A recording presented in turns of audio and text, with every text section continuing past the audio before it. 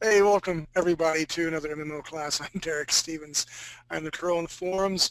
My handler tonight, as always, is 50 Shades of Nelson. Hey, congratulations on the casting choices of your book slash movie, 50 Shades of Grey. I can hardly wait to see that. Duct tape and batteries and I guess nylon cord. You got to bring those to the movies. So I'm excited about that 50 Shades of Nelson. We're going to get started right away and get the development team in here. Go ahead and bring them all in here. We're going to talk about our assets tonight, talk about the art end. Not hopefully, we will pick an art style tonight. That is my goal for the art team. I got myself in here, a little dancer pole here, my rock and sock and robot. Nelson with his big throne of the computer. So sound off as you come in so I can write your name down or the initial. Pretty please. Jizba. Mr. J. Oh, crap. Hold on. I'm Jim. Yeah, writing in white wouldn't work. Yeah, shut up. I hate you. Go ahead. Who's next? Iron Soul. Iron Soul. What's up, baby? Who else is here? Hello, it's Nato here. I know I said I wouldn't be here, but stuff and things. Well, I'm glad you're here. I hear Steve. I am here. Wolf. Steve. Wolf. Anybody else right now? Did Mr. Ray make it in? I think he might be more like coming in on the second hour. Okay, no worries. Yeah. We had some issues earlier today. How's everybody doing tonight? Ryan's also here. Fine. Good. It's extremely hot here. It's in the mid-70s here. The door is open and it's beautiful. Hey, we got tons to talk about tonight. I want you guys to know that I talked to Angie a little bit today. I've not been able to touch base with Mr. Steve just yet to make sure he's talked to her, but she's very excited. Okay. She's very excited about what's going on. That I got to share what's going on with you guys. And Steve, put Nelson in a full Nelson and have him share what's going on. Can you do that? Only telepathically. Nelson, can you share what's going on? These guys deserve to know what's going on. Strip stuff. Usually when I want to know what's going on, I ask you. The development side. Don't make me spill the beans. What you had Steve working on and Vincent. Oh, that's some Buzz? Unity training that we're going to put up for sale pretty shortly here. But what are you working on though? It's like a 3-year-old here. Come on, use your words, Nelson. Well, it's a game. It's just a simple Unity game that we're going to teach people how to make and introduce people to Unity. I think there's not much more to say than that, Derek. You guys suck at salesmanship. You're not even hyping it up. Well, I'm not a salesman. It's going to be a series of videos that'll take you from starting out in Unity to making a complete small game. Throw some buzzwords in, like innovation. Thank you. It's innovative. Can you follow that using Unity? Yes. You can. Because it's done in Unity. You can follow without using Unity. And That's member sponsors can have access to that, right? Yeah, member sponsors will have streaming access to it, or you will be able to purchase it as a download. It's going to be the first downloadable thing that 3D Buzz is going to have, and we're going to quite possibly start doing more of that stuff. But the important thing is Buzz he's working hard on it with Nelson, and I'm excited to see what everyone's got, which will lend credence and innovative technologies. Oh, geez, I'm trying to hype it up for the game that we're going to be creating here as well to get the know-how out and get people up to speed. So I'm excited about that. But anyway, we'll call this meeting to order. Development team, go. Right. Oh, okay. Oh. So Who's going to talk first? Sorry, say again? Who's going to talk first? You know, you should write who's talking on the table. Well, I was going to determine who was going to talk first by them talking first. So who's going to talk first? Right. Does NATO have to bug out? I do. I'm only here for a short period of time. I'm doing a talk tomorrow afternoon, and I need to actually get some sleep to do so. So this week, one of the things I've done is I've come up with a concept document, which is it's essentially a sort of a proto design document. It outlines some of the basic concepts fully, and from this I've had a couple of chats with a few people. I'm not entirely sure if they're here. I don't know who Nitro 52 is. That's right. In actual name. That's Ryan, who's not here. No, he's No, here. I'm here. Okay. First off, that has been a very enjoyable debate. I'm sorry if it sounded like I was getting irritated or having a go at you. I wasn't intending to. It was just it was an interesting debate, and I'd like to continue with that on the forums. Yeah, there's no harm intended. Cool. Yeah, that's just how you weed out good ideas. Yeah, exactly. I've Sounds horrible. also today posted some images from other games in terms of sort of concept art that I was trying to convey last week, but I didn't quite get it across very well. Okay. So that is on the MMO forums currently. Roger that. Okay, so concept document. It's up. Everyone can get it and look at it. You want to go over it tonight, right now, so we can get in more depth detail, or do you want to save that for the forums? It's currently on the forums. I'd rather keep that discussion on there. It's something that's going to hopefully in the next couple of weeks be updated and upgraded into a proper sort of design document as things get slightly more concreted down. Okay. I have slightly more time to focus on it. Works for me. All right, any more that you want to share this week? I'm anxious to see all the assets and stuff people have created. How are the team leads doing, by the way? Are you getting documents from your people?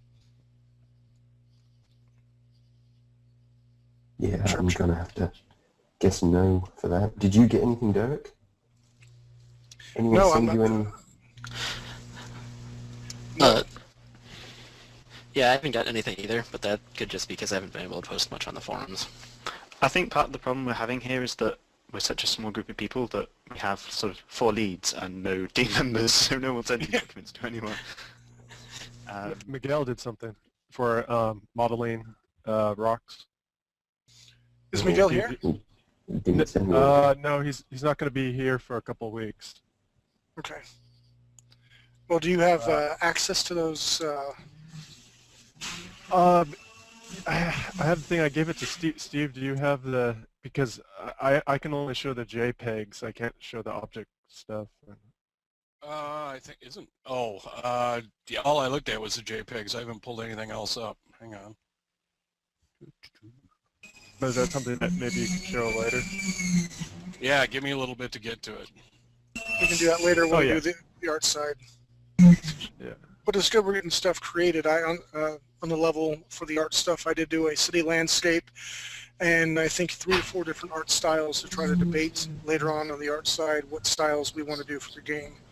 And I definitely want to see that post. I have not checked out the forums today. I've been neck deep in drawing, so I'm anxious to see, Mr. Nato, what you've got going on with your ideas for the game concepts as well.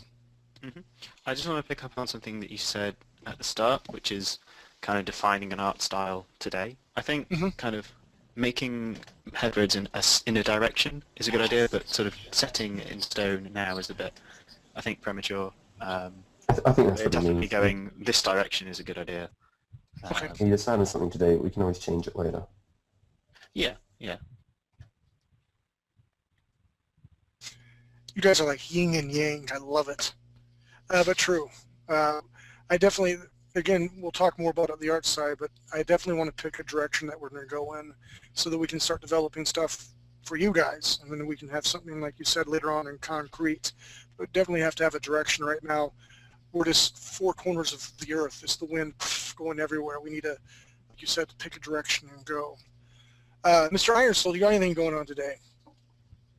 Today, probably the only thing I want to talk about today is the teams and also game design documents. Well, more specifically, game design research documents, which is Okay. something not directly related to game design documents, but indirectly related. That's what I want to talk about today. But is it my turn? Okay. Mr. Nato, are you done? Do you give the floor to Mr. Ironsoul? Can you say that again? I got a little Are you finished, or do you need to share any more at this moment?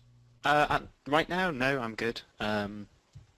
Hopefully, I was hoping that we'd have a few more people on the design side to talk about character types in relation to last week's discussion, but we can keep that on the forums for now. Other than that, I'm pretty good with updates. And guys, the forums have been hopping. If you've not checked it out and like posted your name, I'm just as guilty. In the last class we had here, team meeting, I was like, yeah, I'm going to post in the forums, Derek, and then I've gotten away from that, so I've broken my own rule. And here's the Nadia cage. I'm drawing in white again. I should be put over there, but make sure we check out the forums. Mr. Iron Soul, you have the floor, sir.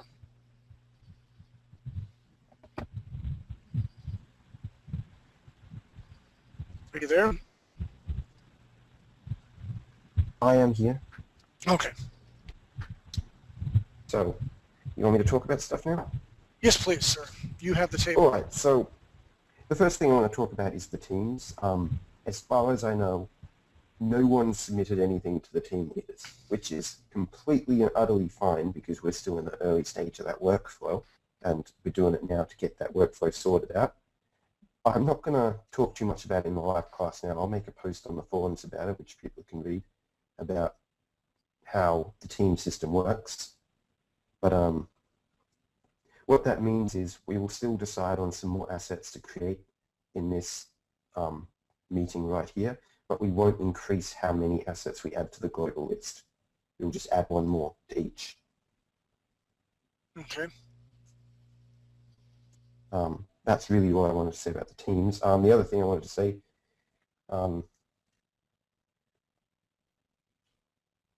if there's any confusion about what the team leaders are supposed to do, just send me a PM on the 3D Buzz forums, and I will explain how it works. It's with examples regarding whatever team you're running. Okay, that'll be easy enough. All right.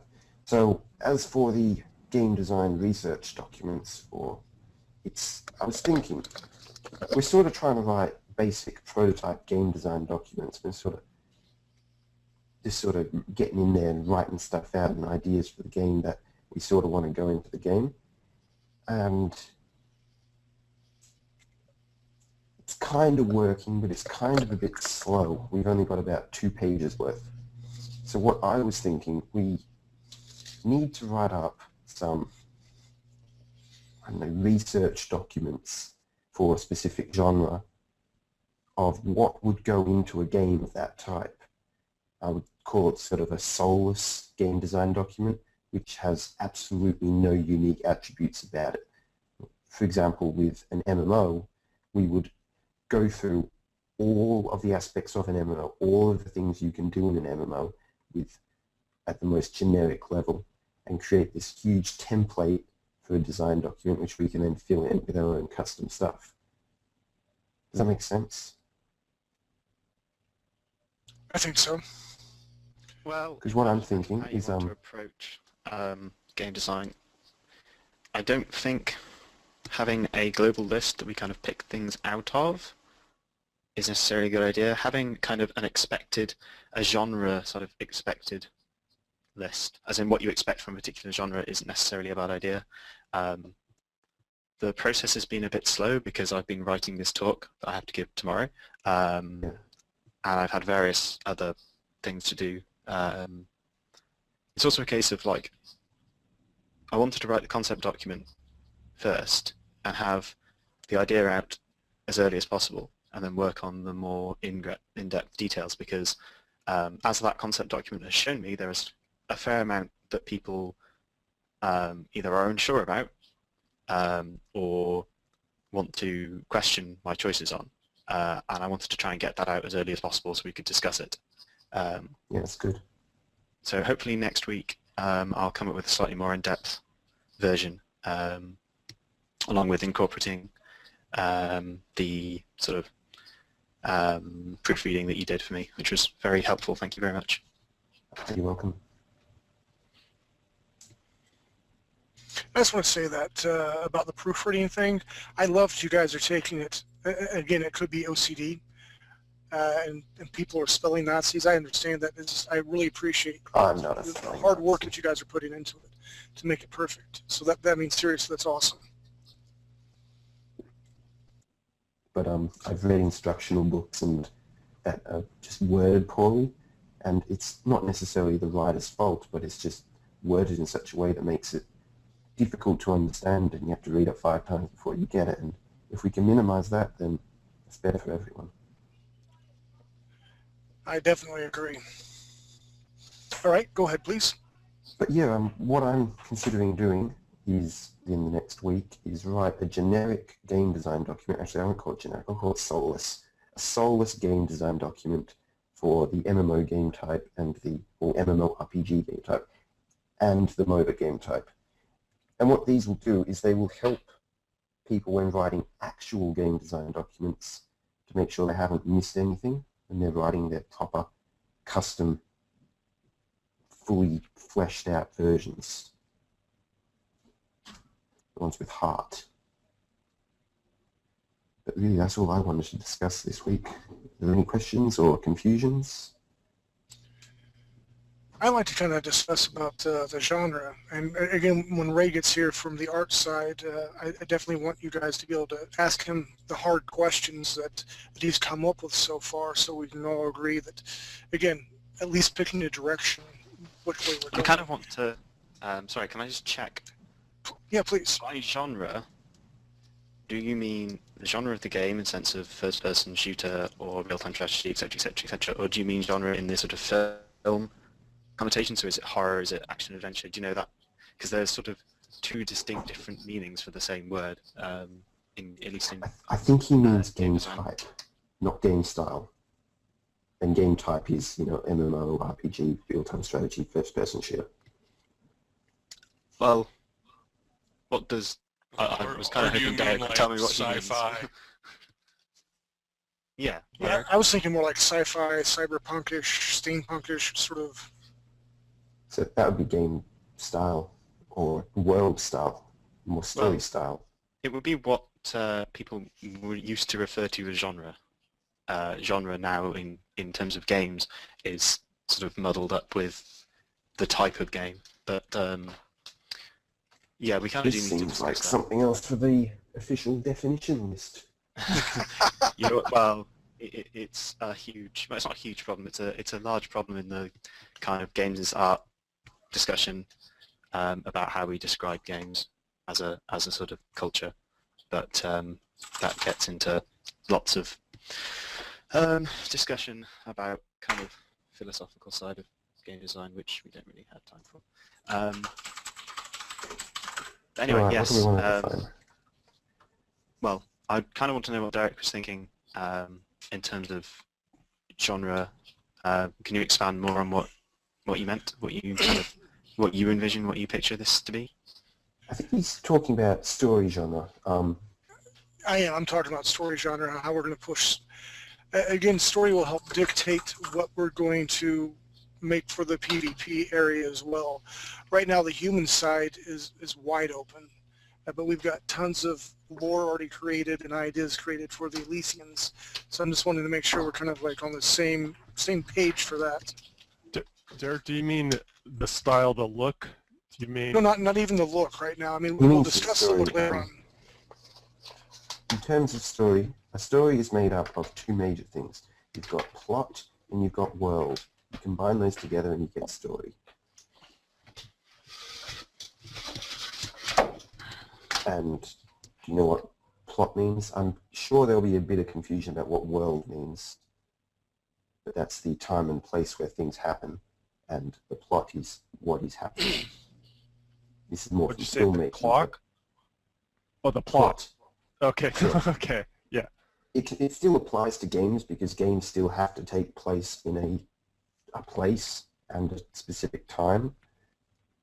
And you combine those together and you get a story, which is the overarching sort of feel that you get out of a certain piece of creative works. Well, if I may, I don't think that that's something that we can just kind of come up with tonight. You know, I think that's No. something that you come up in iteration with, you know, and Completely agree.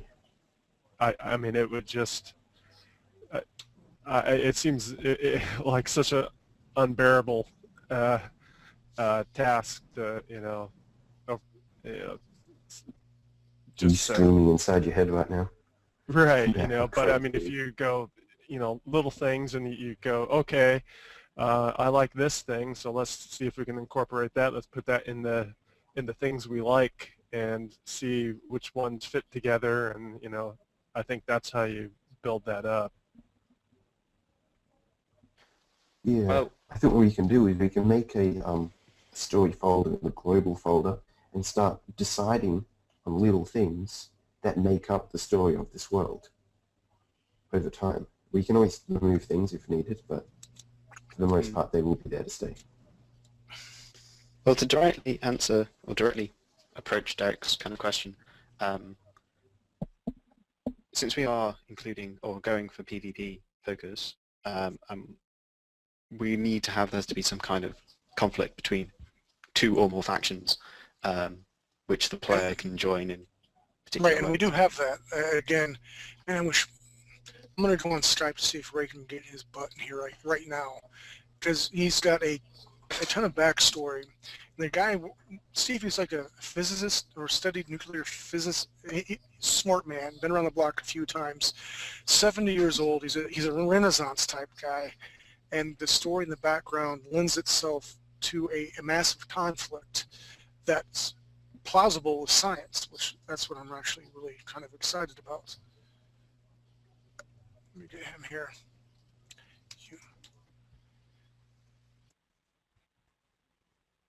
So off the top of your head, without knowing all about Ray's story and stuff like that, what were you guys thinking about the conflict?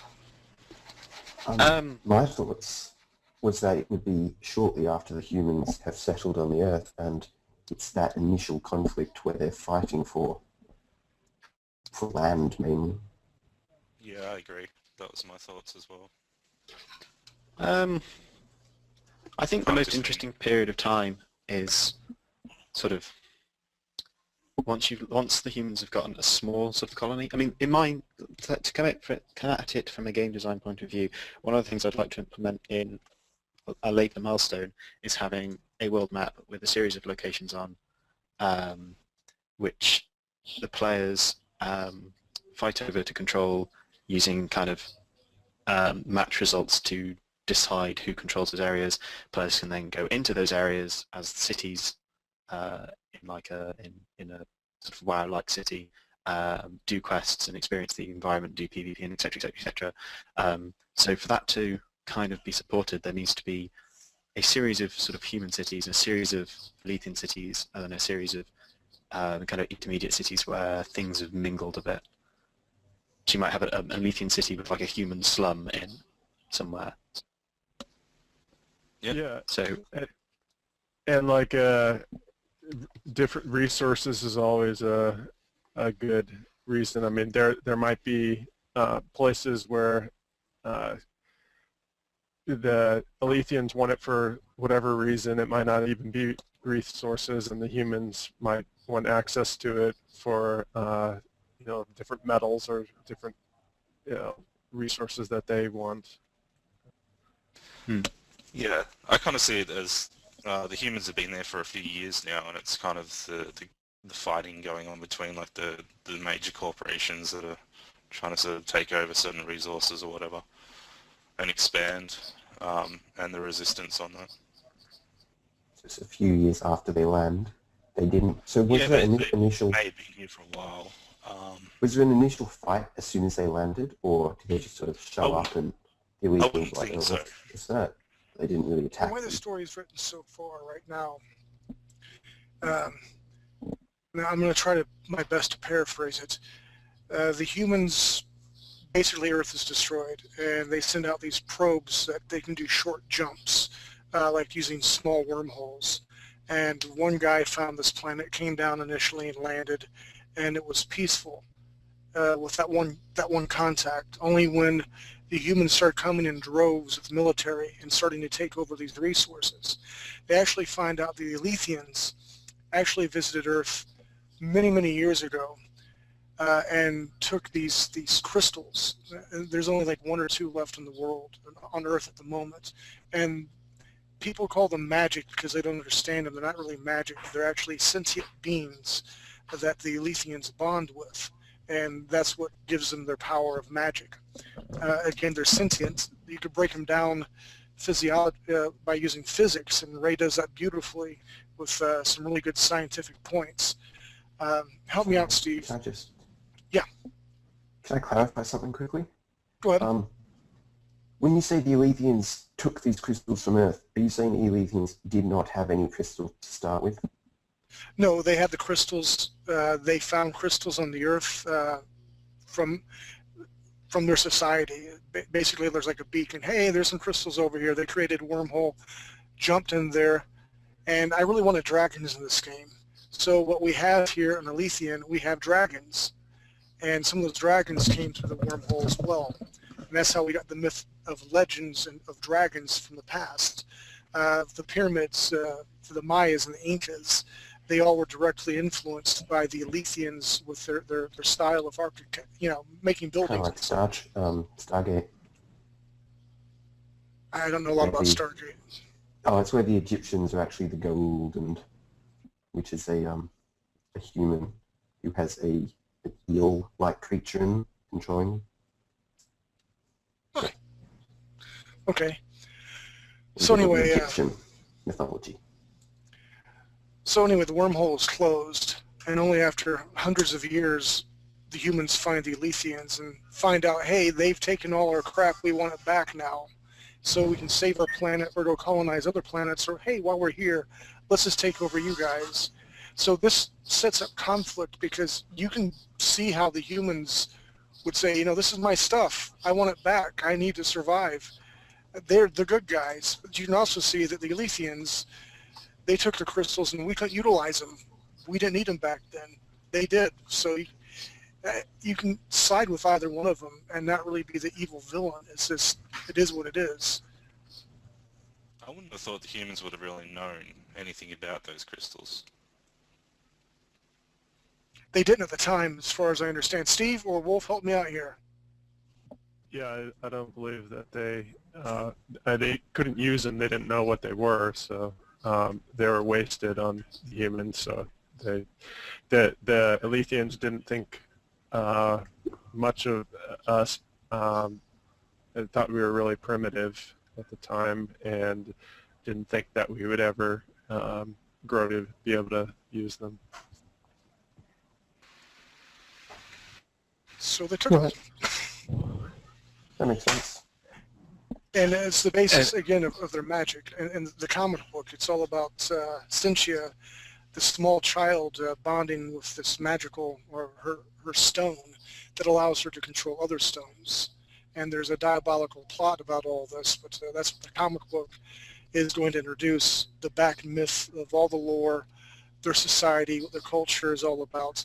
We have women pretty much running the show right now. I wanted to empower women for a couple of reasons. A lot more girl gamers are coming on board day and day and day, so I wanted to give my hope is say, hey, we're empowering women, yay! And I like playing women anyway. If I'm going to do a game, I'd rather look at a sexy butt running around than some dude's butt. So that's another reason why we kind of went down that road with the Alethians. There's a lot more to the backstory that Ray will be able to clue you in on. But for that, the humans are wide open. We just know they land. We don't know anything about them. We don't know anything about the military structure. I know we want to have some settlers who are on the fringe. They don't have the best equipment. That's all I know about the humans so far. The key point there is that it's all really about butts. Yeah, all about butts. And a lot of the conflict comes from the fact that when they took all those from our planet, they set in motion a series of things that's essentially causing Earth to die, which is why we had to leave. So when we find out they took it and they're responsible, we're pissed. Yeah, Which I would think they that didn't. Why would they tell us that they took these crystals, and how would we know? They didn't. We just figured it out. How? for many years we've never known what these crystals were. How did we even know we had them? From what I can guess, is we have all this mythology, and it's in our history books, but it's not in our history books, but it's in our mythology books. When we figure out that it's actually all real, we go, wait a second, this isn't mythology. This is history. It's actually happened. And even in first contact, they may have talked with them if the Alethians didn't know they set the death of our planet in motion. You know, they may be like, oh yeah, we did that thousands of years ago. Wait, what? Yeah. Yeah, when we figure it out and get pissed off. They didn't know. Actually, Yeah. I've talked to Ray a little bit about this, and we were, you know, I was pointing out that would be a great thing, because I think he was considering having that news, you know, that they were responsible, the Letheans were responsible for Earth's downfall in the comic, and I said, you know, I thought that would be a mistake, because that's such a good plot point that you could really use that in the game itself, and I envisioned that that there would be kind of a secret. There would be some people who knew about it, some Alethians that knew about it, and were trying to keep it secret, and so there would be kind of this conspiracy that as you're playing the game, you're not really sure what it is, but it's kind of interesting. It's like, oh, what are they trying to conceal, and what is this thing, you know? And you kind of allude to different things that just get the player curious, and then eventually there's a big payoff, and you go, oh, the Letheans were responsible for Earth's downfall, you know. I do know that I he's agree. talking about the secret society on Earth that knows about the crystal, kind of like the Freemasons, just to pick on somebody. There is a society here that knows about all this, and they've actually had a human bond with one of the crystals, and that's what they're wanting to do for power. Yeah, I don't think it should be public knowledge that the humans would know this stuff, and it's something you would discover through some sort of storyline. I concur. Okay, so anyway, what were we talking about? I think we need to talk about something else. Also, have you guys heard of WildStar? No, what's WildStar?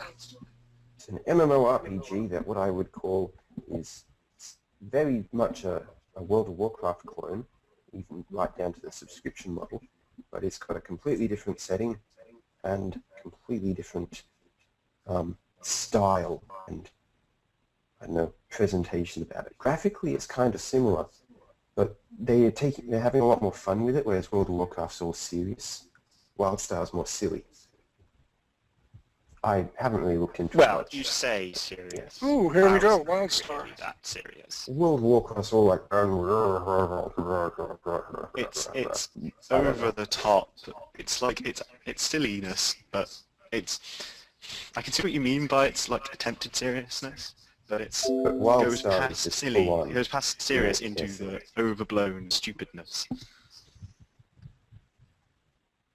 World of Warcraft's silly in how serious it is, but WildStar's just not even trying to be serious.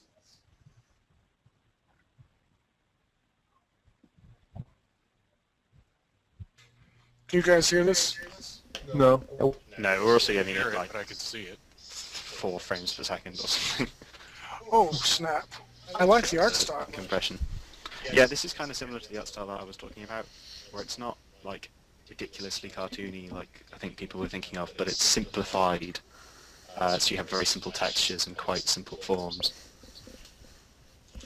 I did look at all the links that you threw up on 3D Buzz, and I do really like the XCOM stuff, and I do think that it is kind of in line with the level of color palettes and stuff we were talking about from Half-Life 2. Yeah, They're exactly. very similar. But it doesn't require an awful lot of sort of detail time working on particular textures and models. Well, no, it does, but you can get quite a good quality without really spending a lot of time hammering things out. Your rock was very nice, by the way, damn it. I only spent like half an hour on mine. Yeah, well, I'm really pleased with the style. It's like Warcraft in space. Because So like in Warcraft, well, Warcraft is cartoony, but like you said, I think they're kind of be a serious cartoony.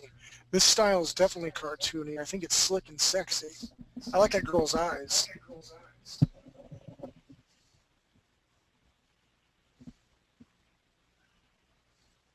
Nice animation, if that's in game.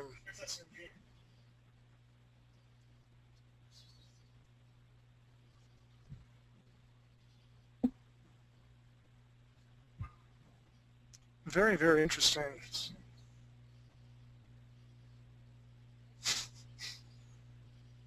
I'm sorry, I was listening to it. Someone get me a drink. Get me something expensive. That's what this Pratt here said. I like that. I like your game. So this is in beta right now. So if we work really hard, we can catch up with them, right, guys? maybe in about 2-3 years. Maybe. 2-3 years. If we find out where they are and go do something to fatally crash their system, perhaps. Nelson, you're on that, right? Virus deletes all data. Okay. Yeah. Very, very interesting. Again, we'll talk about that when we get to the art side. Any more on the development side?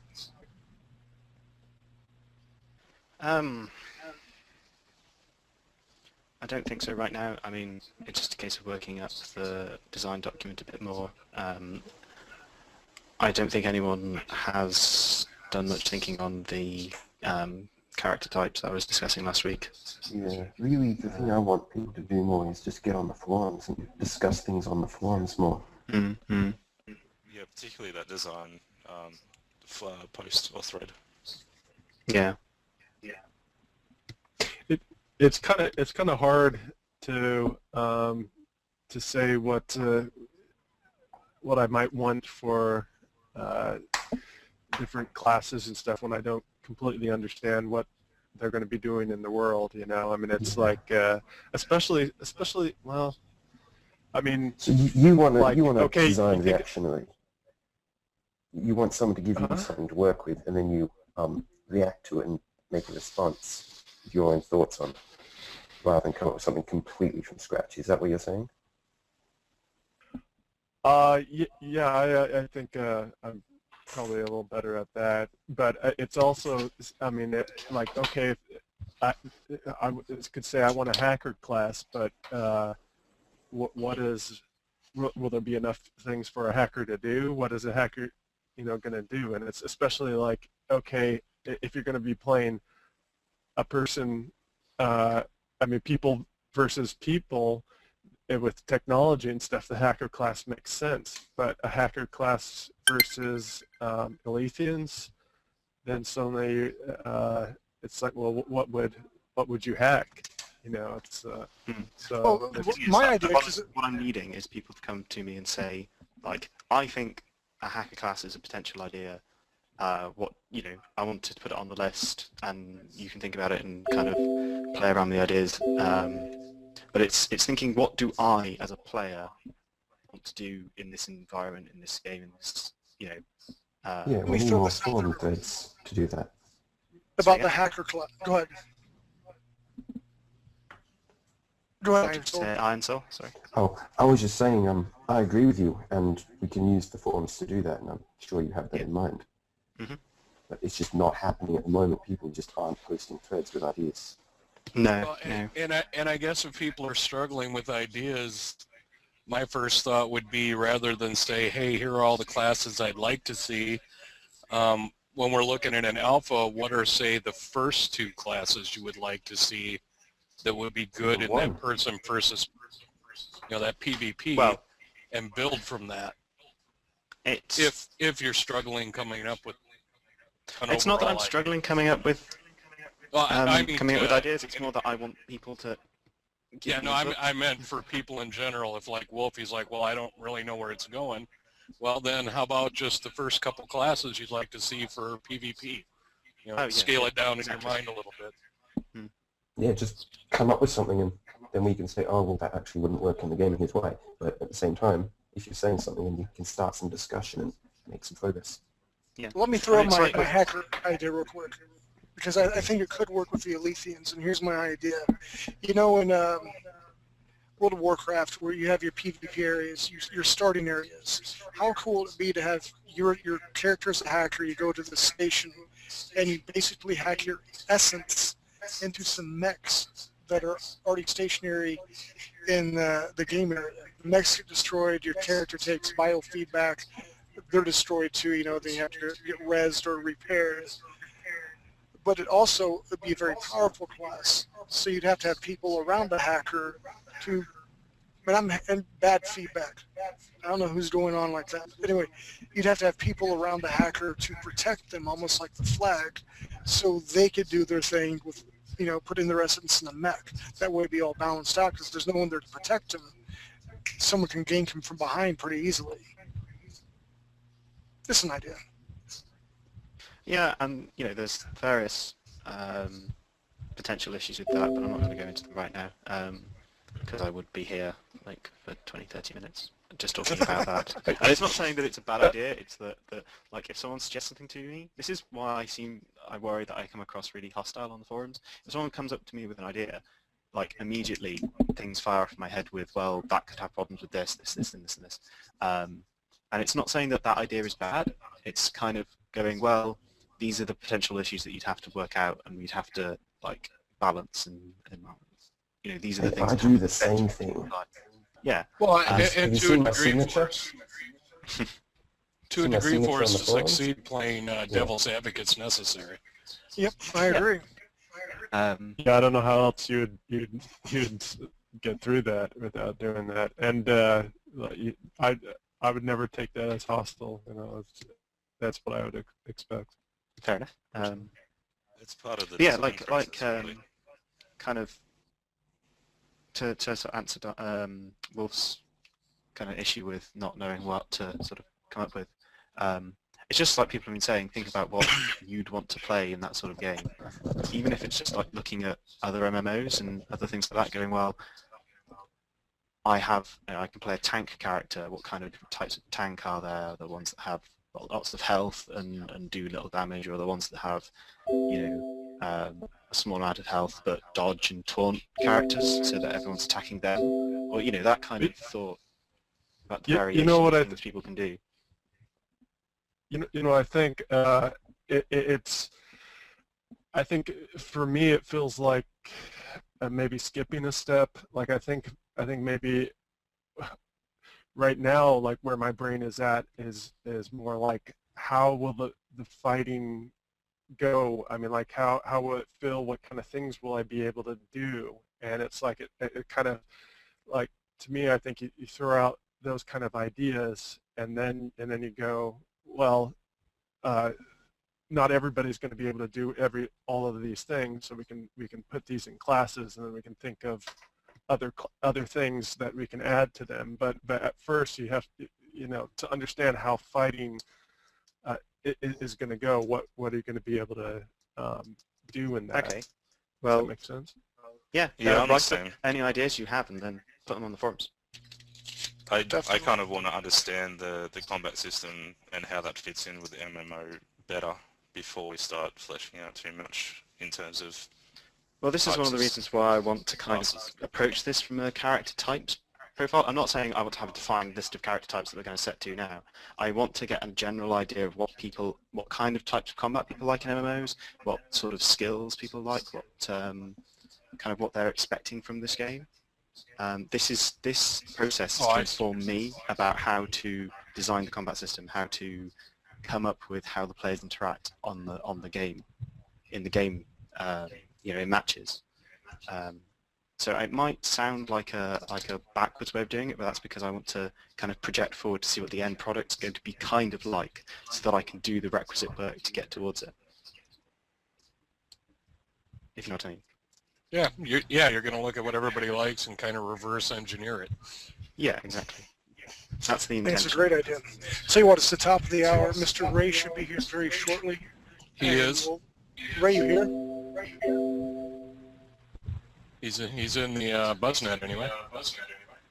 Tell him to get his butt in here. He's muted. Ah, Okay, I'm unmuted now. Can you hear me? we Hey, can't. buddy.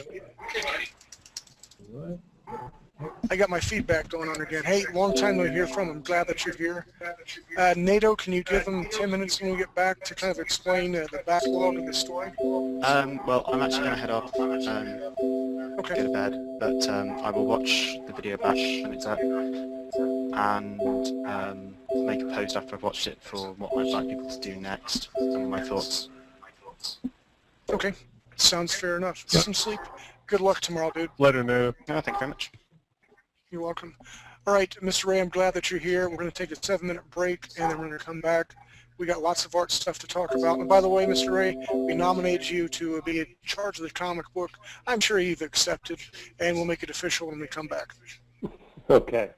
All right, we'll be back in 7.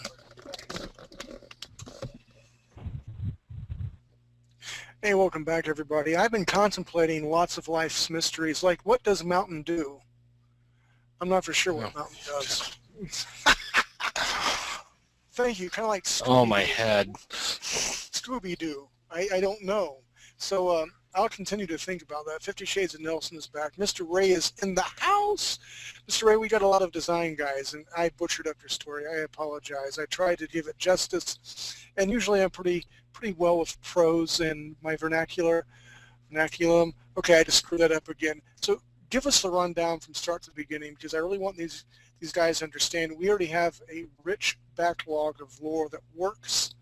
The human side's still pretty much open. I really don't want anybody messing up the Alethian side just yet.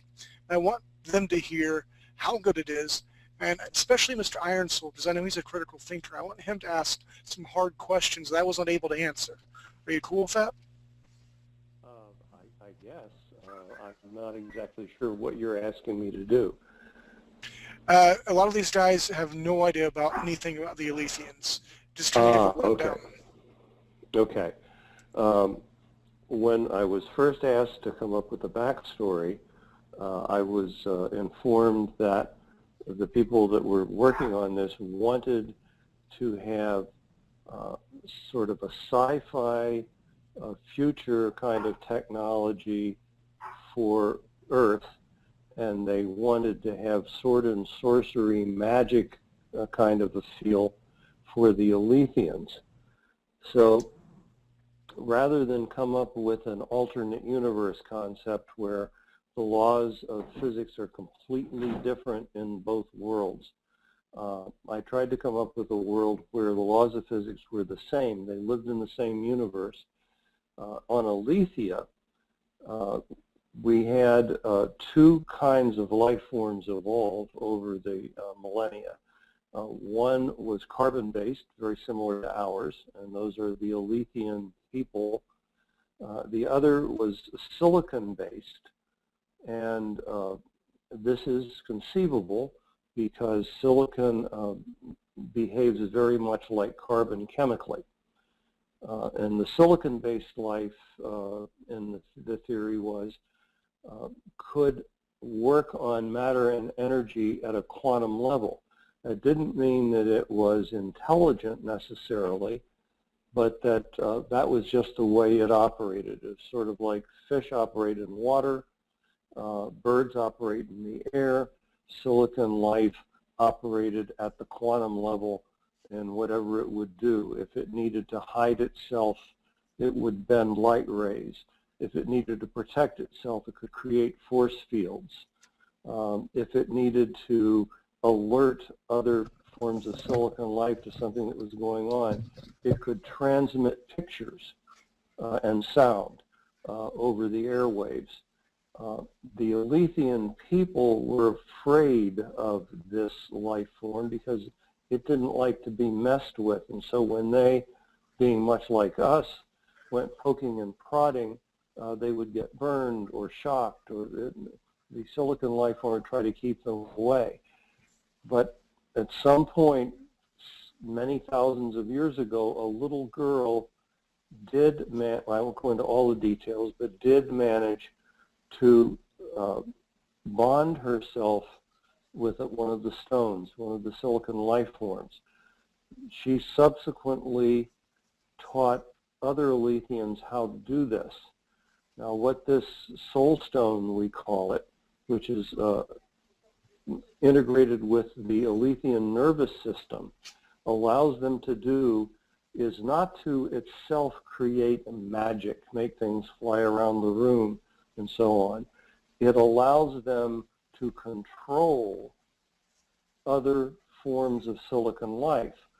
So if there is a form of silicon life that can bend light rays, by gathering some of those stones together in the proper configuration, Alethian technology allows the Alethian to control those stones and cause them to do what they want. Similar to us, for example, using dogs to herd sheep would be an analogy.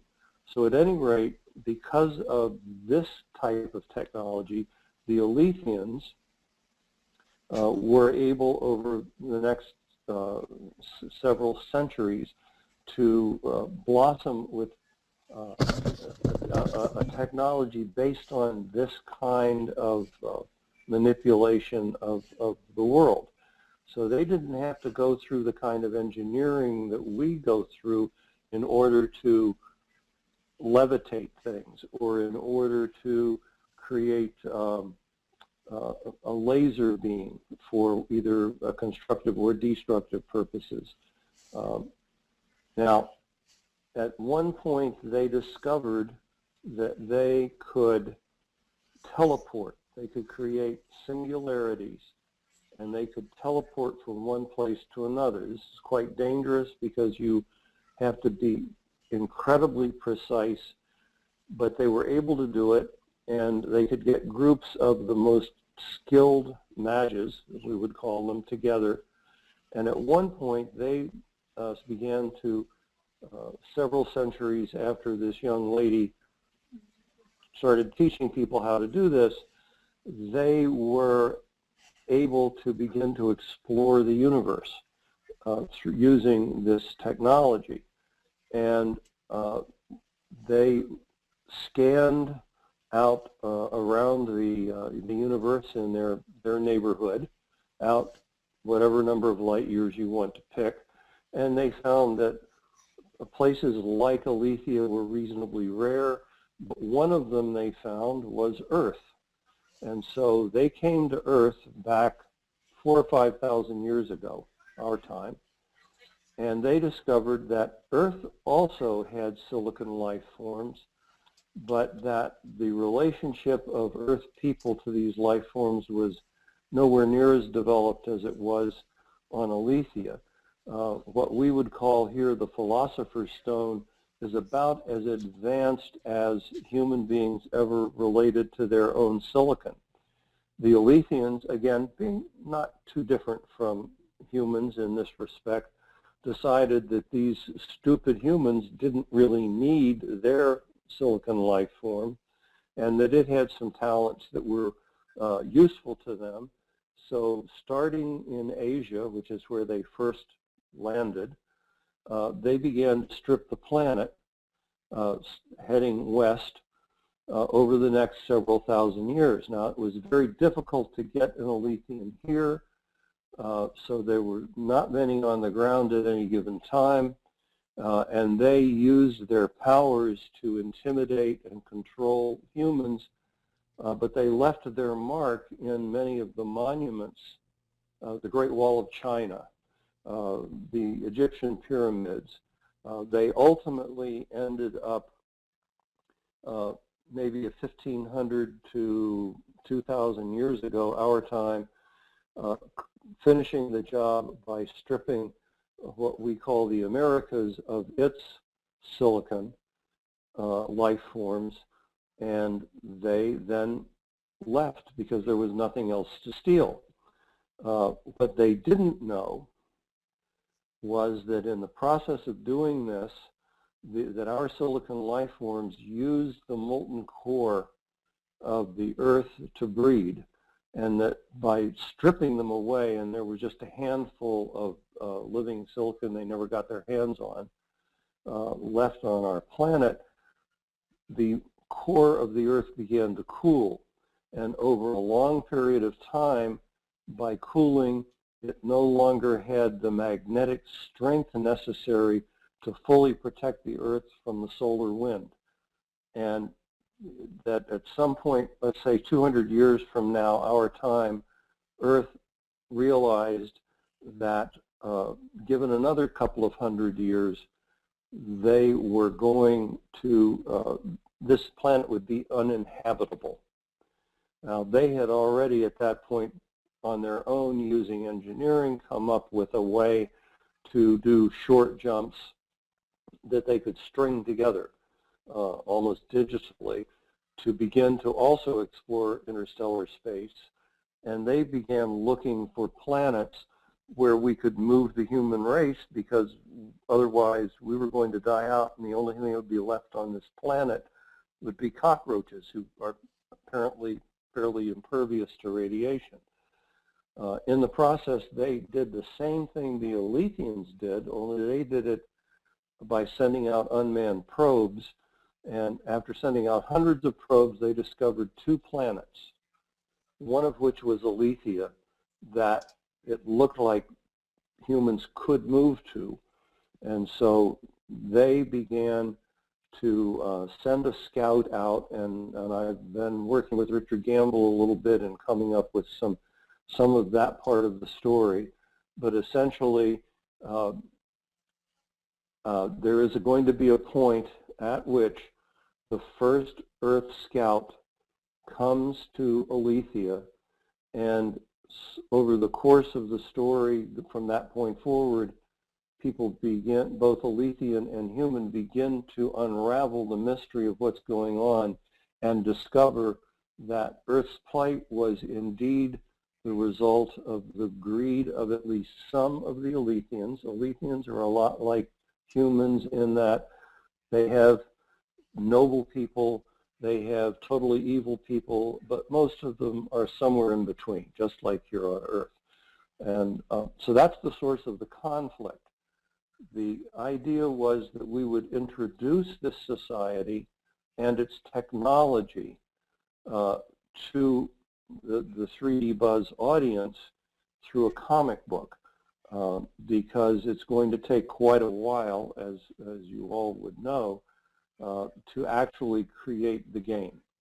So to begin to get people interested in the characters, Alethea as a planet, the way their technology works, I was asked to come up with a story that could be turned into a comic book that would slowly expose these things. And I came up with the story of a young woman who, she doesn't know it, but that little girl, centuries, actually thousands of years ago, who had the first melding with the silicon life form, much like the Philosopher's Stone here on Earth, that source stone, the very original stone, gave them long life. They lived maybe 1,000 years. That's one of the reasons she never told anyone where this was. And as she saw that she was going to die, she selected a successor. And that person, when that person saw that she was going to die, selected another successor. And here we are now, maybe 4,000 or 5,000 years later, and this little girl that we're following in the comic book doesn't know it, but she has been chosen to be the next carrier of the Source Stone. And the whole story revolves around how her predecessor, who is beginning to die, gets her that stone, throws it into the arena when she's first bonding with a soul stone. The stone doesn't seem to do anything. She's embarrassed.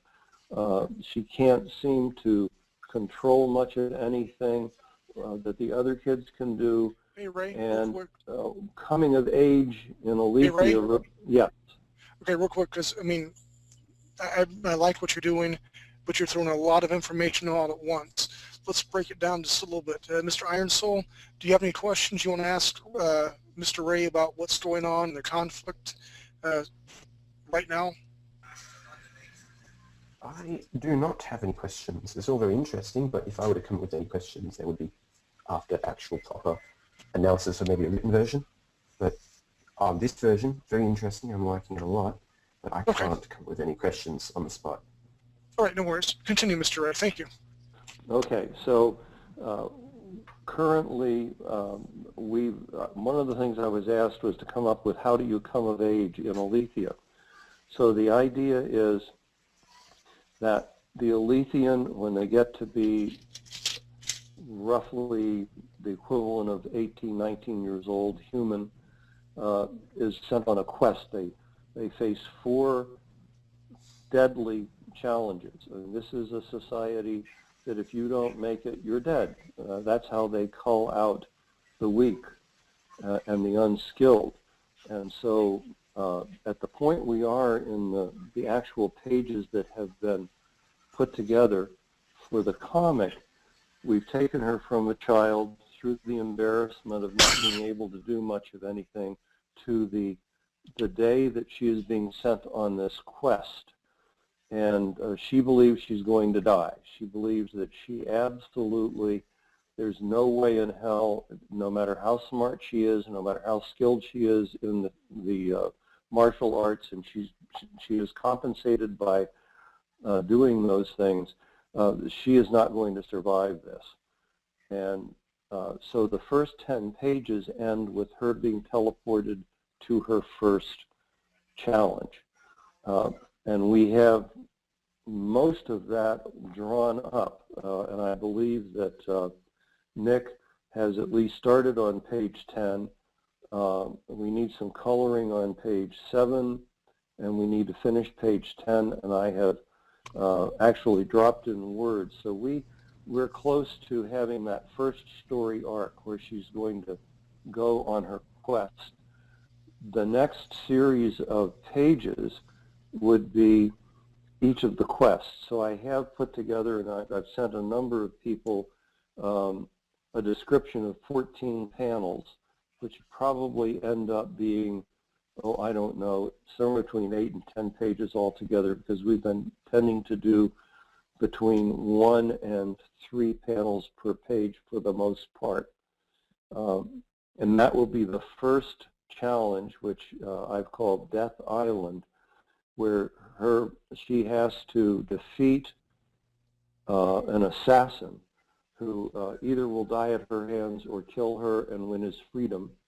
And he has a beast that is linked to him using the silicon technology. And she's got to face this very formidable pair of foes.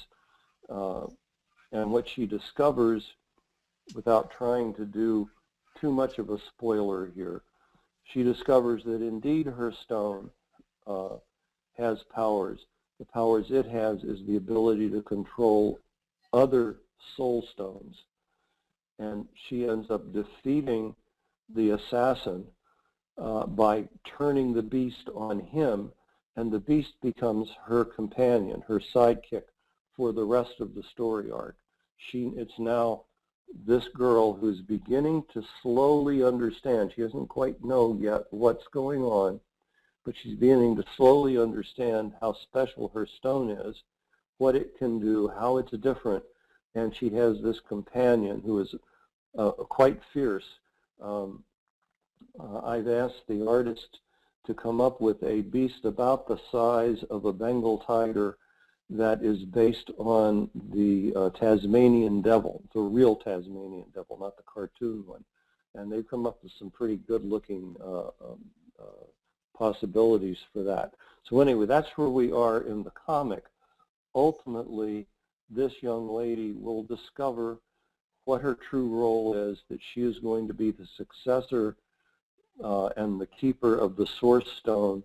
And at that point, after she's had a couple of adventures, she's going to be thrust right into the middle of the first Earth scouts coming to Alethea, and she is going to be part of the discovery over time in the story of what really happened on Earth, how the Alethians themselves were responsible for Earth's plight, and she'll be facing a situation where there are going to be Earthlings who decide they should just exterminate the Alethians and take this planet over because the bastards did that to us. And she's going to be faced with Alethians who believe these are just clever monkeys. They didn't deserve to have the silicon in the first place, and they don't deserve to have any place on our planet. And then, of course, you have the rest of the world, which is just trying to make it through the day. And you have people on both sides who also look for a solution. How can we try to make this right for both sides? So that's the kind of world the story is working toward, that the game will actually be involved in. So you'll have different factions on both the Alethian and the Earth sides with the different objectives. And what I'm trying to do here is to simply come up with things that the people who are making the game can pick and choose from. They wouldn't need to do all of this, and it probably wouldn't make a good game to try to do all of this, but they could pick and choose elements of the game, elements of the story rather, that work in the game. You could, for example, have a mezzanine level for players where they learn about how things work by doing a coming-of-age quest and facing the same challenges or a different set of challenges that Cynthia, our heroine, faced. So at any rate, that's, I mean, there's a lot more detail I have in mind, and as I say, Richard Gamble has been working on the Earth side to put some nice color there. We have a young lady there who ends up getting bonded with one of the few remaining stones on Earth, and she turns out to be related to the scout that comes to Alethea, and she and Cynthia begin to, over interstellar space, become aware of each other, so that there's a lot of things going down the road.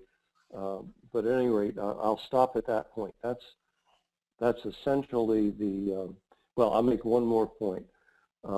As we're developing technology for the human side, it should be an extrapolation of what we have now, and probably based on quantum mechanics, but based on engineering quantum mechanics.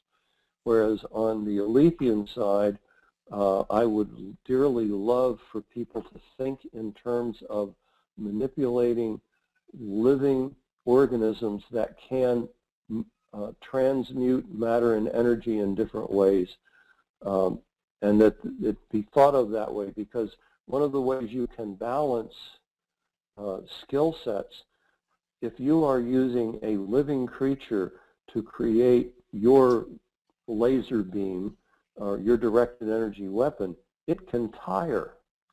So you have an equivalent on the so-called magic side of having to recharge your weapon on the Earth engineered technology side. And I'm not so sure that too many people have really zeroed in on the concept of the Alethian soul stone being a mechanism by which other stones are manipulated, as opposed to people thinking it just directly causes magic. I've tried to avoid that. I've tried to make it so that you could have a set of stones that could give you the equivalent of a television set. You could have a set of stones that could give you the equivalent of an invisibility cloak, a set of stones that could give you the equivalent of a maglev sled, and so on. So I'll now be quiet and let people ask questions, throw stones, whatever. That was a mouthful. but a good mouthful. A lot to digest. Anybody have any questions, comments, ideas? Did Ray have anything to say? Anything at all? Really. I just really wanted to illustrate that, you know, to the development team, we've got a really rich lore background for the Elysians. The humans are wide open, and I'd really like to take as much of this as we can and incorporate it into the PvP world, because it would be a good springboard for the role-playing type game in the Quest. And I do think it could set up some good conflict. I mean, you have, you know, your screen that says the Elysians, blah, blah, blah, blah, blah, blah. Gives a small detailed account of what they're doing and why they're here. Then you could choose your class, boom, you fight. Then you can have the humans. The humans, they're here because the Elysians are mean, ugly monkeys and blah, blah, blah, blah. Go get them, guys. And then we have our PvP. Anybody? Is stuff written down somewhere? Mr. Ray? Do you have that stuff? Yes. Yeah, Mr. Ray has it written down. Okay. It's on the forums. It's pretty deep in the forums right now because it's been there for a while. I'll go find it. And I will say that this has been evolving. So some of what you're going to see is earlier versions of it. I've also tried to not have too much of this outside of the Dropbox, because otherwise you have this enormous spoiler for the comic book. And if people feel that that's not a problem, then I'll be glad to put everything. Yeah, I don't think that's a problem. We are the people creating it, so we pretty much have to accept that everything's going to be spoiled for us. We're creating it for other people. Well, no, I understand for us, but if you put it in the forums, anyone who is, whether they're part of the team or not, who is able to get in the forum and read the forum, then sees all of that. And if nobody has a problem with that, that's okay. I was trying to keep a lot of this just in the Dropbox that the team itself had access to, as opposed to making it generally available to everyone who has a membership in 3D Buzz. But if we're going to say, if you're a member of 3D Buzz, it's all wide open, that's fine. You know, Yeah, I can't actually find it on the Dropbox. Doesn't seem to be there. I haven't put all of it in there. I have been sending pieces of it around to different people. So, you know, right now, the next part of it, I believe I've sent a copy to Derek, to Wolf. Steve might have a copy. Unfortunately, I'm doing this right now on 2 iPads. I have one doing the BuzzNet and the other one doing the Citrix GoToMeeting. I don't have a computer available to me right now. It's probably going to be about a week before I have one. So I have all of my files on a backup drive. As soon as I get the computer, I'll be able to put them on there and get the scripts out to anyone who wants them. But in the meantime, the script for the next set, the Death Island set of slides or panels, Wolf has it, Derek has it, and I think Steve has it, if they want to make those available however they want. And if someone wants me to, I will take and write this entire thing down and put it on the forums if people want me to do that. I think the Dropbox will be fine. Okay. I will, as soon as I have a computer so that I can get into the Dropbox, I will make sure that's there. And I can work on the writing before then, because I can write on these guys. I'm not sure how to put something in a Dropbox, that Dropbox from an iPad. If somebody can help me do that, I'll be happy to do that part too. I will say that over the next month, the next 4 days, I'm going to be driving 500 miles a day between Cleveland and Seattle, and then I'm going to be going up and down the West Coast, and then I'm going to be coming back. So between now and the 4th of October, I will be traveling a lot, but I will do my best to get all of this together for folks. Awesome, because if not, kittens will cry. We don't want that. Alrighty. Hey, Derek. Yeah. Will we be including art in this art portion of the program? Hey, Smart Alec, yes we are. Oh, before we leave me, could I just ask a question of Nelson or somebody? Yes. We're about to have the first 10 pages, which is indeed a story arc. Are we ever actually going to put any of these pages up on 3D Buzz? Yeah, we are. Nelson has been behind the scenes tied down almost 24/7 with a project that they're going to be putting up for Unity Okay. that he's been keeping silent about, and that's why nobody sees anything happening on his end. Okay. And I think what we're going to do is, Steve's already made a banner, haven't you? Yeah, we have a banner ready to go for it, but as far as some of the links and stuff, that's undecided since your conversation with Angie. Right. We want to be able to keep everything in-house so the Buzz crew and us can control everything and no one rips it off, yada, yada, yada, all that sort of stuff. And so there's some more things to be decided. I know we have the banner that hopefully we'll be able to link to it somehow, someplace, and put the pages up. One of the main problems is real estate on the front page. How do we do that? Do we do it in thumbnails? Do we do small excerpts? And I think the best part right now is the banner. You click on it, boom, and it drags you to the comic book pages. Then we can house all our concept art, 3D models, and we can talk about what's going on with the MMO class. The other thing I want to talk to you about before we see art, and we will see art, but our next radio show, I have a couple of guests that I could get lined up, but I really want to try to maybe have everybody on for the art and development team for the art show, where we can kind of talk about it, what's going on, and the exciting things that we're doing, because we know all about it. It's basically almost our everyday lives, but not a lot of other people know about it. And I feel once we get the word out, the comic book is up, we're going to have a lot more artists. Even with that Chippy class that I'm doing, the free class, I got like 5 emails today on my personal email. Hey, we're doing this, and how's my drawing this? And every person I've talked to, like, hey, become a member, be part of the MMO art class. You can understand teamwork. You get a game that's going to be out eventually. And so hopefully we're going to have an influx of people that our leaders can actually lead. And with that said, let's do some art stuff. What artist wants to be up first? Me, I guess. Wolf. Mr. 50 Shades of Nelson, can you take Wolf's screen, please?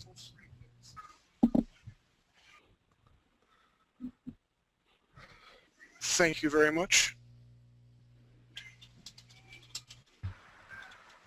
And here we go. Hello? That's looking pretty good. Yeah, I have questions on this.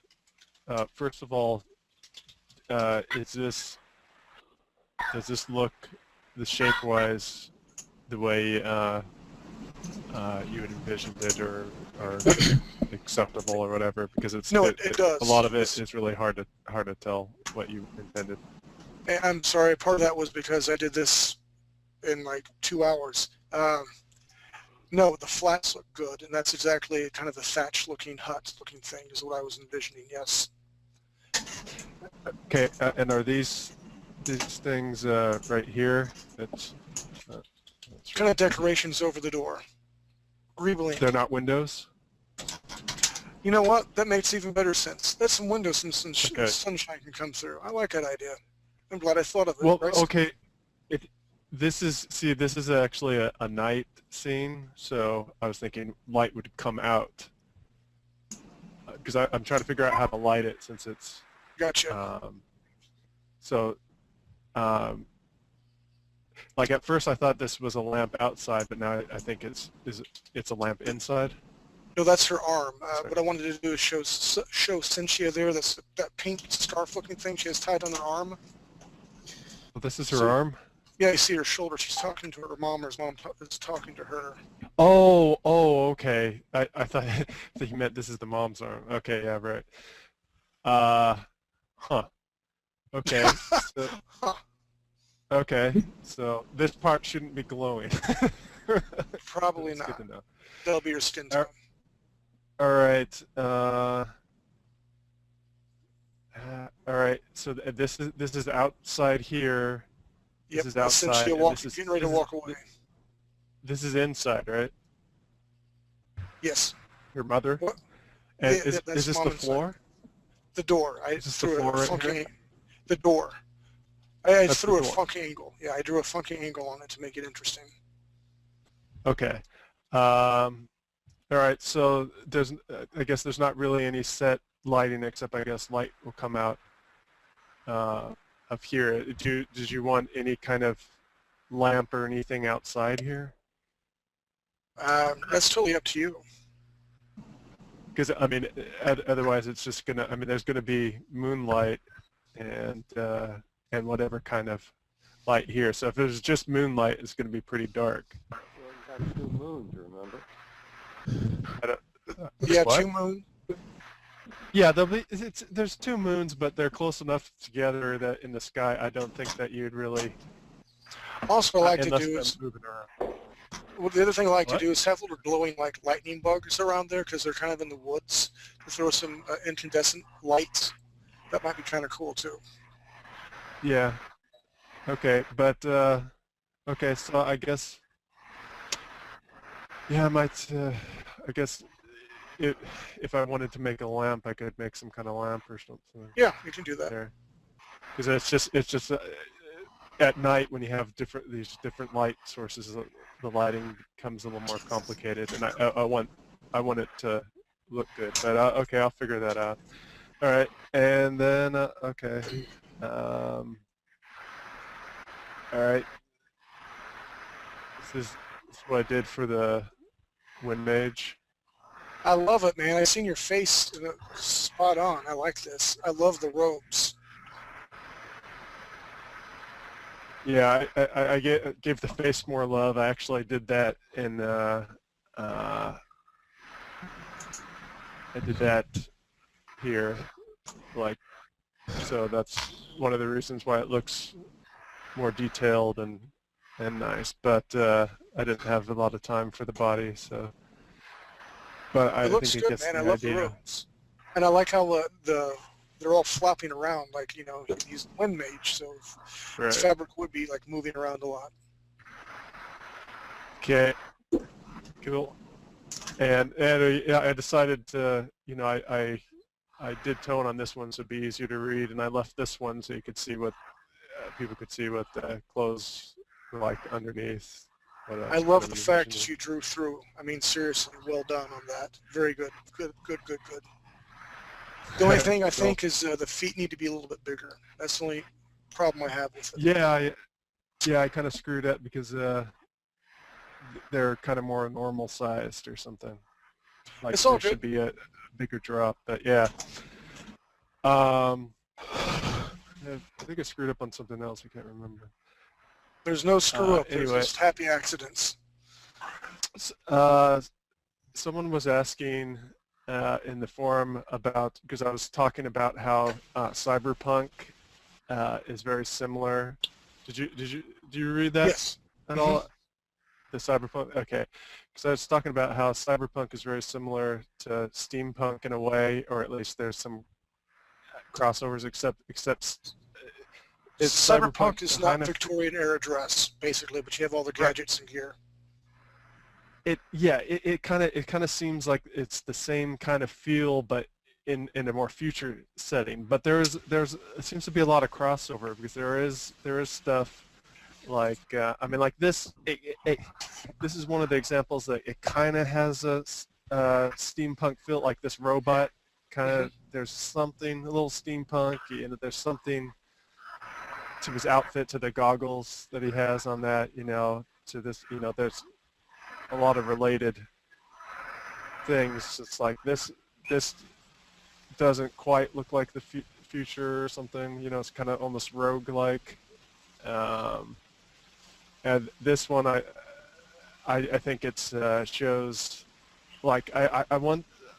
Hopefully that they'll be there at least 50 years, but they'll have, the humans will have been around long enough for at least, especially some of the poorer environments and stuff, to have that lived-in, run-down feel to it. So there's kind of some different environments there. Definitely good. This looks very steampunk. Yes, it does. That's awesome. even though it says cyberpunk, I mean it's not, it's like somewhere in between. Like this, look at this. That that kind of it kind of has a similar style to steampunk. That looks more Victorian or something, but this is all machine right here. I think the really It's only like the two weird. difference between the cyberpunk are like the Victorian era style that's really everywhere in steampunk, and the fact that instead of gears and like other widgets like that, cyberpunk just has wires and like computer chip looking things. So Right, it's just the greebling that would be different, I think. Yeah, well, my idea would be to combine to do the best of both worlds. So you would have, you might have things like this, but you might also have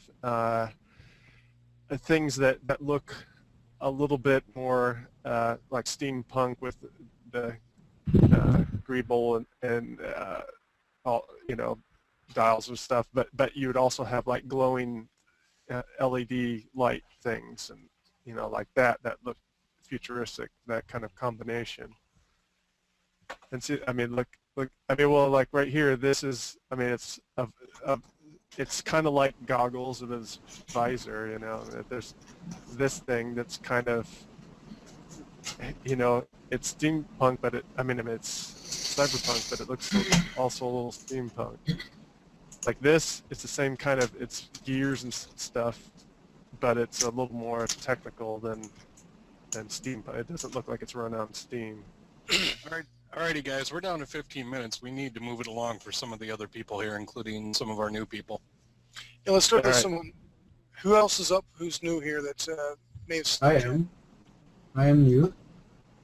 Hey, what's your name? Hey, it's Sunny. Sonny, get out of here. Man. Sonny! Hey, Okay, I'm glad out. you're here. See ya. Rock on, baby. We got a new member of the crew. Yeah, well, I tried to follow actually because it's my second episode that I watched, so I'm not quite at where you are, but I wanted to show some ideas. All right, if you can take Sonny's screen, and the guy you'll be reporting to most likely, because you like to do 2D artwork, correct? Or do you do 2D and 3D?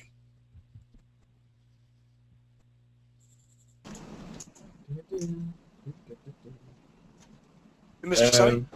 Yeah. So what are you interested in doing? Are you interested in doing 2D or 2D and 3D, or? Well, I would say both, actually. I like the concept art because this is what I am for my business, but I would like, if I can participate, to create environments and stuff like that. Brilliant. So Iron Soul will be your contact for the 3D portion, and Mr. Jizba, will be your contact for doing all the concept art. So go ahead and explain what you got going on here. I love it, dude. Okay, so you can see? I can see, yes, sir. Okay, alright. So, well, this is like just a mod concept art. So basically, he has like two tails of a scorpion tail behind, and I wanted to be like pretty creative on it. I didn't know what to do, so I just put stuff on it. So I cannot really explain, but First of all, you got the cool factor running down. I like that. And we don't have a lot of creatures. We have some creatures for the environment and stuff like that that have been made so far. So go wild and crazy. And again, Mr. J, I'm going to shut up now. You do your job and you talk and all that stuff. Go. Okay. Well, it does look really cool, and it would definitely be a cool monster for the game. But I think next week, since we're doing mostly like player versus player stuff, try coming up with either an Alethian like sort of like soldier character or human soldier character, and maybe like an NPC or two for each faction. You don't have to do all that; just pick one or two of them. Yep. Alright, we'll do it. Right, but show us your other ideas that you got so far too. Alright, but well, I got an environment. I drew that like some weeks ago, but I thought it could be a good idea to create an environment like that. So basically, I don't know if you can see. Did you do this? Yep. I just put myself. Don't. It's gonna puke. It's gonna smell. So. This is the perfect idea of that cave where Cynthia goes in for her trials. Yeah, I thought it could be a good idea because you have an entrance like here, you have an exit here and here, and well, you can just climb over the edge and go here, or arrive on the entrance. So, Really yeah, well thought out. Steve? thanks. Yeah, that's beautiful, man. He's had some experience with this. Yes, he has. Well nice done. joke. Yeah, I'm impressed. That's really good. Thanks. I'm glad to hear that. Do you actually work in the industry? No, but I would like to. Someday. Someday. You will, man. You keep this up. Oh yeah, thanks. Or yeah, I thought about maybe an NPC like to be very very different, like from human, from aliens. I thought it could be like an animal creature, like it could be like the shop guy, I don't know, or the crazy scientist that you give you some missions, I don't know. I love it, man. That's really good render. Yeah. Thanks. It could definitely work for the humans. They could all be into genetic modification too, so you could do whatever you wanted, really. Yeah, of course. And the first idea when I drew that character, first of all, this eyes, it's like the bigger form of him. And yeah, well, he took the potion, he become like a real gigantic monster. And, yeah. So I didn't draw it, but I will. Really some good stuff, man. Thanks. I'm gonna speed up my process because I think you have a lot of people who want to show stuff. But yeah, I think it's some faces of a character. Not good, but yeah. I love your style too. Thanks. Well, I'm not drawing like you actually. Just notice that when I'm drawing, I'm just put some random lines and then I come with a design. Whatever. So yeah. So these are two of the creatures that I create, and yeah. That's There you go, Derek. There's your horse. Thank you. There's your horse. Did you know about Steve making fun of me and my horse, right? Nope, I didn't notice that. Well, I had a really cool idea for a mechanical horse for cowboys to ride, and he gave me a bunch of crap about it. Oh, very nice. Very, very nice. This one? Yes. Yeah. Yeah. Thanks. It's the idea is you come from a cave or something, and then you just go up to the hill, and then there's a giant city, mechanical stuff or steampunk, whatever. And then That'd be great for a human settlement. I think Very defensive. Yeah, exactly, because it's pretty high, and then they can see you from above, and then, hey, this guy's coming, and then you shoot them. Whatever. Yep. This one, Did you do all this in a week? No. Some like this one I did like 5 minutes each. Like this one, yeah. Pretty 5 minutes each. 2 minutes each one. But yeah, this one, like I said, it was like 4 weeks ago or more. But I just had like an RPG idea, and then I saw your MMO stuff, so I was like, well, I could show that. Heck yeah. I'm really impressed. Mr. J, we got to say. I'm really impressed too. I'm gonna have to get my stuff in gear so I have more stuff like that to show. Yeah, step up, Right. baby. But yeah, I definitely like the city as you come out of the cave. I like that one a lot. Even though it's This one, yeah. Yeah, that one. I really like that one. Cool. I definitely think that's a direction we could go because it looks pretty like steampunky, cyberpunky with all the like exposed girders and stuff too. Like it's definitely a good idea we could use. Yeah. And I like it's an excellent read. Very much. Great work, man. Thank you, man. I could try to put that on color if you want, and then maybe some other sketches. Yeah, that'd be awesome actually. Yeah, even if you just glazed it with some color, that would be great. All right. I'm gonna try that. And yeah. I'm proud of you. You're the throne room. Hey, so you got your assignment. We want that definitely in like color. Are those 3D models you made? Yep. like based myself on Assassin's Creed, and then this was a random city. Now, what program do you use to model all this out at? 3ds Max. 3ds Max and Photoshop and ZBrush and stuff like that. Rock on with your bad self. Thanks. Well, I was Max 3D guy first. Huh? Said Max Steve? for the win. Steve's a Max guy, I'm a Maya guy. So I like girls, Nice to know. Steve likes guys. We're very much different.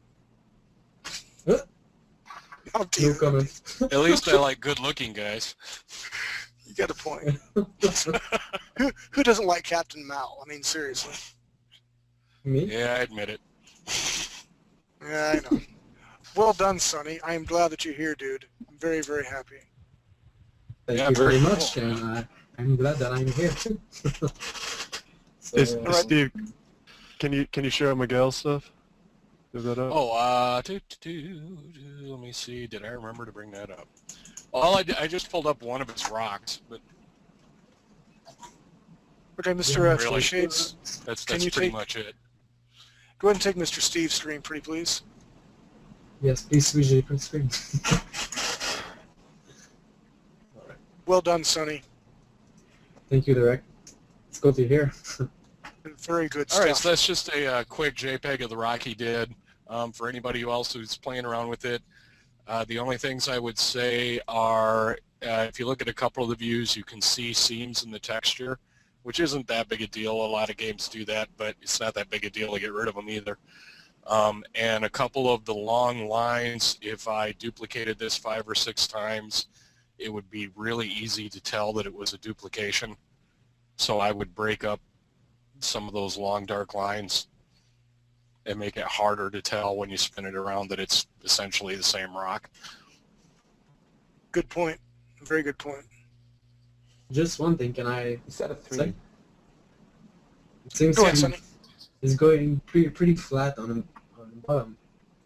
So if you flip over, it's gonna show that it's pretty flat. So Yeah, and I haven't actually looked at the model, so I haven't looked at the geometry or, you know, whether that's cut off by a plane or anything else. I don't know.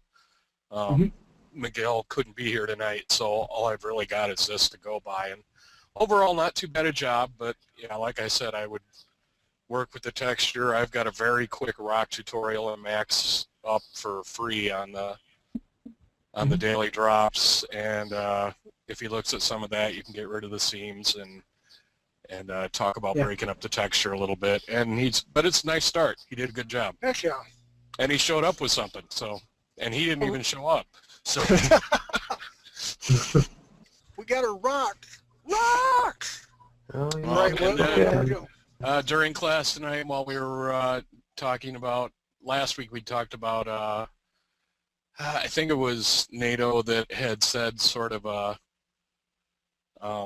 industrial, grungy type setting. So I was just started painting around while we were talking and started fiddling Ooh, with that. nice. I love it, Steve. There you go. It's That's very all I've got. steampunk. I mean, not steampunk, cyberpunk. Yeah, I mean, it's in my head. I really kind of picture like Blade Runner. You know, very steamy, dingy type human environments. you painted? I'm sorry. Yeah. You paint? Yeah, nice render. Hells along. yeah. It's coming along. Well done, Steve. I'm proud of you guys. We got some good stuff this week. We're On moving that ahead. note, we can move on to some of the guys that brought some other stuff. Roger that. Who else is next? I've got some stuff. I don't have Right. much, but I've got stuff. Let's show Mr. J's.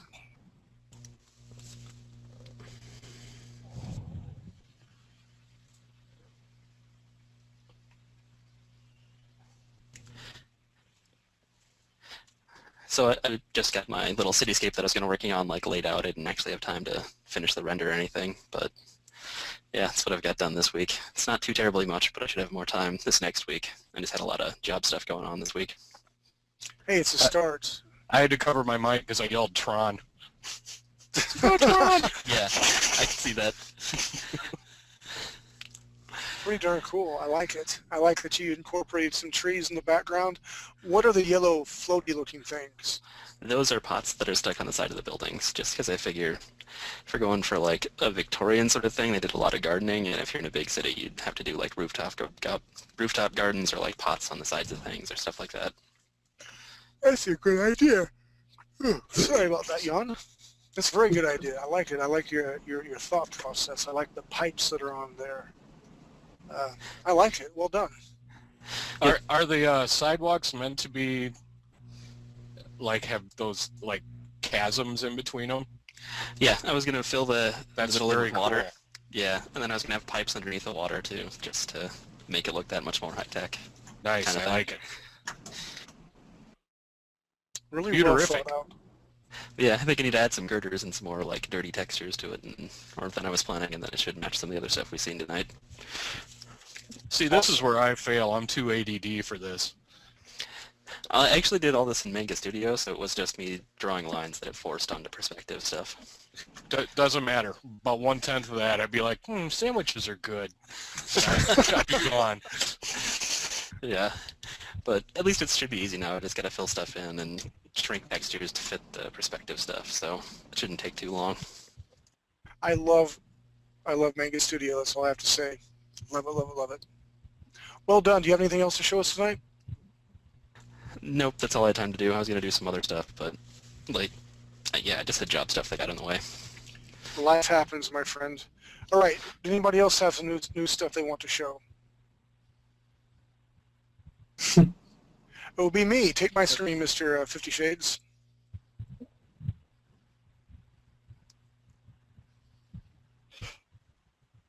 Right, we were talking about styles for the art stuff, and what I came up with today. Here's my lame attempt of my city. I'm like, I'll do a city landscape, and I'm like, sandwiches sound really good. So Don't you hate that? yeah, there's my pathetic. We'll just skip over that because I'm not too proud after everything else I've seen tonight. So Sorry. yeah, halfway what I can kind of do. Okay, this one, number 4, is not mine. Sid Curtis, who's a fabulous, fantastic artist, did this one, but I like the cartoony style. And what I try to do is play around with different styles tonight. Okay, number 1, speaking of Tron, I was watching it on Netflix, and they have this huge, elongated body, very stylistic, very cartoony. So I went with this, over-exaggeration of lengths of legs and threw some cyber stuff on, just to kind of get a read of, here's one style we could go with. Then I went with a pure manga style, which I think would be really pretty and awesome to do, but a bitch to try to actually model out. But I threw it up there just in case. It was really fun to draw today too. And then I got down to my more cartoony styles down to here. Number 3, Necromancer. Is that how you say it, Steve? Yeah. From Borderlands 2, I looked at her and measured her head length and all that sort of stuff, and I threw a big rocket pack here. It's a huge-ass weapon on her back, and again, a lot shorter, a lot more condensed, more cartoony. And then I love what Sid did with this one here, where it's kind of a marriage between both of these. It's very cartoony and very elongated, and she threw some color in it because she's just that good. I like that style as well. And then number 5, last but not least, is my manga fusion style, which I draw my comic book stuff in. Again, I like it. It's what I'm comfortable with, but I think modeling out would be a definite nightmare. And if I'm the only guy who can do the American fusion, I can't do it all. So we need to find something that we can all agree on that A, looks good, and other artists would be easier for them to do. So what are your guys' thoughts on these 5, or do we need to throw more art styles up? After looking at whatever that game was earlier, I really like that style. I think we should do like grungier textures or something, just because that's what the concept art is kind of looking like. But I think either 1 or 3 might be a good idea, just because it'd be easier to model and like easier to keep low poly count and easier to do really good silhouettes so people could see what the different character types were. Yeah, I think if you look at those and then you look at the links that NATO put up, that somewhere in between those two is where we ought to be. And pretty simple lines, pretty simple textures. Can you I like zoom the in number 3. Yeah, I can zoom in. on like 3 or something? Yeah, number 3 is pretty cool. I like it. I like that. Funny story, Derek. I told you to look at the Necromancer for inspiration for that. Uh-huh. When we get off here, go back on and look up Zero for Borderlands 2, and you'll be amazed how close your first concept is to him. Zero? Yeah, he's another character in Borderlands 2. Oh, really? Yeah, very, very similar style. It's kind of funny that it worked out like that. That's cool then. So, yeah. So we need to come up with, if everyone's in agreement, for the character artist, something between the shorter and the elongated version. I personally would like to. I don't know. I like the elongated version. I don't see why you can't have both. Yeah, they could both. You're talking about silhouette for it. I could see that guy being a sniper type guy. Not real buff, not a heavy fighter. And you're going to have very different silhouettes, which makes them easy to identify. Yeah, they look like they exist. They could exist in the same world. Yeah. Man. Okay. God bless you. All right. Bless you. Someone ran over a cat. All right, so let's attempt that then. Again, just like picking a direction. I guess, actually, I'll shut up. Jay, what do you want us to do? Your lead here for concept people. Ask me the tough questions. I want to see an Alethian in that style, actually. And we should probably, like, if we're doing environmental stuff this week, we should probably try to render it out so it looked more like in that style of cartoony stuff. So just more blockier shapes without, like, as heavy textures kind of thing. Just keep things more painterly. Don't bring in, like, so many textures. Like, try to paint them if you can, even if you just paint them and duplicate them. Fine. Is it really much more difficult to I mean, we could have this kind of more simplistic, cartoony look with more texture. I mean, higher texture. Yeah, we could try it out too. Now that we've picked it out, we could also just try like the simplified, exaggerated shape thing, and just apply heavier textures to them, just to see if that looks good too. Just a quick question. Yes, sir. Can I?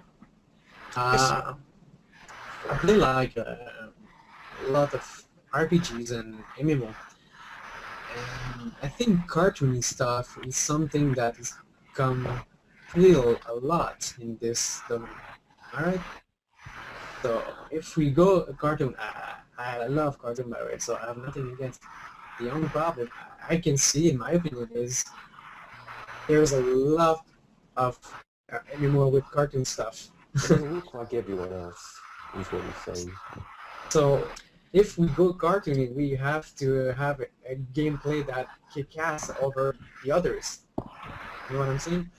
So, so I didn't hear about your gameplay, so maybe I just talked from nothing. And, I'm not used to it, but we could like considering like, I don't know, like cartoon mixed with realistic, or like Yeah. I don't know. Maybe we could do that with the textures, or we do more cartoony shapes, and then just apply more like realistic, grungy textures to it, just to make it a little bit different. That's how it's But there is definitely a reason why people use that cartoony style, and a lot of it has to do with silhouette, making things easy to identify in like a really crowded area. Just because it's so much easier to do with a cartoon than it is with realism. Also, we easier. have a limited team here, so It'll also be faster. And the more to create. Yeah. And the other thing I'm thinking is, I'll go ahead. Oh no, it's okay. So we can look. I was also thinking that if we use, I guess the more I think about it, the more I like sort of using these texture things, because if you apply like a grungier texture, it'll be easier to make it look right instead of making everyone try to paint textures like they should look on stuff. Um, And Mr. Yeah, Ray, it- I did this one for you. I was thinking Tank Girl, so I did this one today for you. Thank you very much. I really All like right. the perspective. Thank you very much. All right, so we got a direction to go in, and I will come up with an Elysian, a couple of Elysians looking like this. And once we can nail that down... For crisis. What?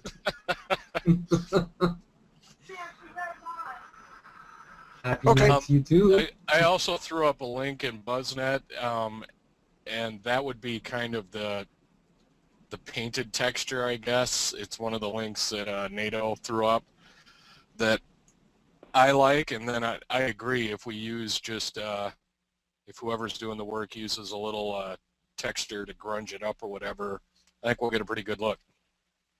All right, Yeah. we have a direction. That's awesome. My hopes are I'll come back with 2 to 3 Elysians and put them side by side to the humans that I have here. And then what I think would be really cool is we decide on what, okay, this is what we're going to go with for right now, again, subject to change. And then the artist can do turnarounds of the Elysian, different head styles and tilts and all that, so we have a character sheet.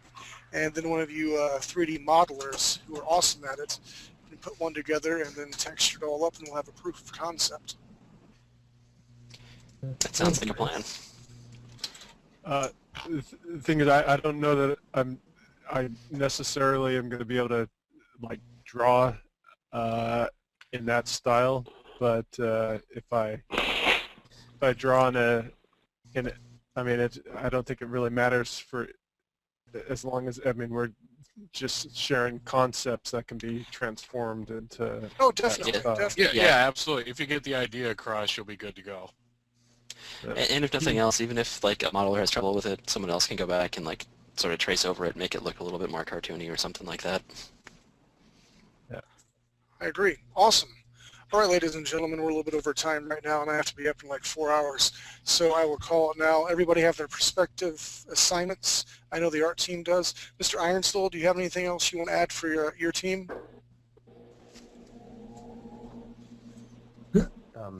Not really. Just be sure to send me a message and send all your team leaders a message if you do make something before the meeting. Yes. Be creative. And team leaders, could you post stuff on the forums about what you want people to work on? Sure. As soon as I can start posting and it goes up Yeah. more than like 3 days after I post it, I'll start doing that. All right. But What? hopefully Nelson's dealing with that and didn't forget. Yeah, hopefully. We had some technical issues, Mr. Ironstone. Oh my goodness. All right, that's what we'll drop it tonight then if there's no other discussions. Can I just ask one question? Yes, please. Yeah, and after it's up, is it possible to grab your Skype or whatever? Whose do you need? I'm sorry. Yeah, I need to talk to somebody. Well, I want to talk to Derek. So. Let me write it Is down it for you possible? real quick. It is, sir. All right. Is your There we Skype go. the same as your email? No. No. Oh, maybe you don't. Oh, that's right. Cool. Well, thank you very much. So you shall receive an add-on, I think. Roger that. And I will share your Mr. J's with you and everybody else that I have as well, so we can be in constant contact. Guys, a good meeting tonight. Let's continue, like you said, be creative, create, and every meeting, I want to sprint to the finish line, and I know we can't do that. I'm just very happy that we're starting to move ahead. Iron Soul, thank you for doing all the stuff that you're doing on the technical end. And all the tech guys. Mr. 50 Shades of Nelson, thank you for being here and sharing your fortune cookie with me. I appreciate that, and we will see you guys next week. See you next week.